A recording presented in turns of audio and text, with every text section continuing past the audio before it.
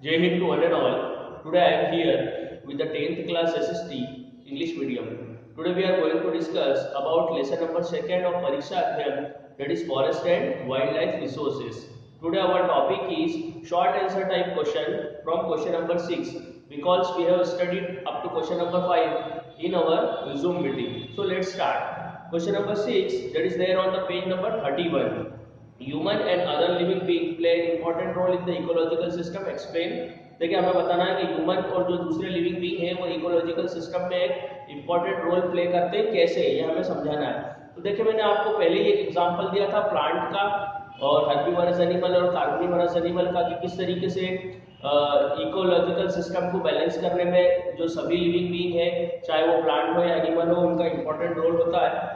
अब देखिए हम देखते हैं human and other living organism form a complex web of ecological system in which we human are only a part and very much dependent on its various elements for our own existence।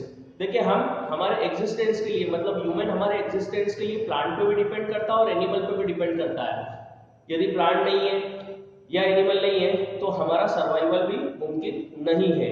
Okay, for example हम एक example लेते हैं कि यदि plant नहीं होंगे तो कहीं ना कहीं हम हमारे खाने के लिए बहुत सी चीज़ों से वंचित रह जाएंगे, है ना। हम खा नहीं सकते हैं किसी चीज़ को। तो यदि एनिमल नहीं रहेंगे तो हम हमारी बहुत सी चीज़ों जो हमें एनिमल से मिलती है वो भी हम नहीं प्राप्त कर पाएंगे। तो इस तरीके से हमारा जो एग्जिस्टेंस है वो मुमकिन नहीं है ना। एनिमल से हमें मिल्क वगैरह मिलता है, या जो हम लेदर के बेल्ट वगैरह यूज़ करते हैं या लेदर के शूज़ यूज़ करते हैं वो भी एनिमल स्किन से आते हैं। तो कहीं ना कहीं हमारे सर्वाइवल के लिए प्लांट एंड एनिमल दोनों इंपॉर्टेंट है। इसीलिए जो फॉरेस्ट है वो इंपॉर्टेंट रोल प्ले करते हैं इकोलॉजिकल सिस्टम को मेंटेन करने में। फॉरेस्ट हमें ऑक्सीजन प्रोवाइड करते हैं और different kind of herb and shrub provide करते हैं, और इसी तरीके से कहीं ना कहीं हमें बहुत सारी जो है जड़ी बूटियाँ वगैरह देते हैं। ओके, तो इसलिए जो ह्यूमन और दूसरे अदर लिविंग बीइंग्स है वो एक इंपॉर्टेंट रोल प्ले करते हैं इकोलॉजिकल सिस्टम में। Okay, now question 7, right a short note on Himalayan येव इन ट्रबल। हिमालयन येव जो ट्रेवल में है उस पर हमें एक शॉर्ट नोट लिखना है। द हिमालयन येव, इसको हम N evergreen tree of pine variety भी कहते हैं। ये पाइन की वेराइटी का एक एवरग्रीन ट्री है, ये एक मेडिसिनल प्लांट भी है। ओके, और ये हिमालयन रीजन में या अरुणाचल प्रदेश में पाया जाता है। Okay, a chemical compound called taxol is exerted from the bark. देखिए इस पेड़ की बार्क से केमिकल कंपाउंड निकलता है जिसको हम टैक्सोल कहते हैं। Needles, twigs and roots of this tree and used to treat cancer disease. देखिए इस ट्री की जो ट्विंग्स रहती है या रूट्स रहती है उसको कैंसर डिजीज को ट्रीट करने में यूज किया जाता है। Number 3, the drug made from this tree is biggest selling anti cancer drug in the world. देखिए इस ट्री से जो ड्रग निकलता है उसको हम एंटी कैंसर ड्रग के तौर पर यूज करते हैं पूरी दुनिया में। The species is under great threat due to over exploitation. अब देखिए यहाँ पर इस प्लांट की जो स्पीसीज है उसका बहुत ज्यादा ओवर एक्सप्लॉइटेशन हुआ, इसलिए एक्सटिंक्शन की कगार पर पहुंच गई है। In the last 1 decade thousands of yew trees have dried up in the various part of Himalayan and Arunachal Pradesh. देखिए ये देखा गया है कि लास्ट डिकेड्स के अंदर हिमालयन और अरुणाचल प्रदेश में जो यू ट्रीज थे उनको बहुत ज़्यादा काटा गया और उनका बहुत ज़्यादा ओवर एक्सप्लॉइटेशन किया गया। Now question 8, discuss about Asiatic cheetah and reason for its disappearing. Asiatic cheetah के बारे में हमें डिस्कस करना और ये भी बताना है कि ये डिसअपीयर क्यों होता जा रहा है।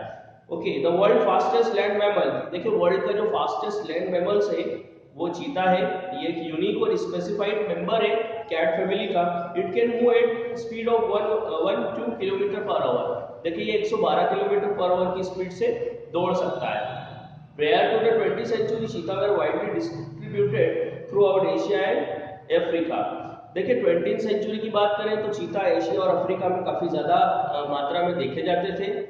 Disgusting marks of cheetah are the long teardrop shaped lines on each sides of the nose from the corner of its eyes to its mouth। देखिए चीता की कुछ यदि निशानी की बात करें तो इसकी आंखों के ऊपर, आंखों के कॉर्नर्स के ऊपर और नोज के ऊपर कुछ शेड लाइंस वगैरह होती है, तो ये इसकी पहचान है। Now these are nearly extinct. देखिए अब ये एक्सटिंक्शन की कगार पे पहुंच गया है, डिक्लाइन की कगार पे पहुंच गया है, क्योंकि इसके जो हैबिटाट्स हैं या इसके जो प्रे हैं वो खत्म होते जा रहे हैं। In India the species were declared extinct long back in 1952। India में 1952 में इस स्पीशीज को एक्सटिंक्ट डिक्लेयर कर दिया गया था। Now long answer type. Question number 1. How long human activities affected the depletion of flora and fauna? देखिए human activities से किस तरीके से फ्लोरा और फोना को नुकसान हो रहा है, मतलब पेड़ पौधे और एनिमल्स को।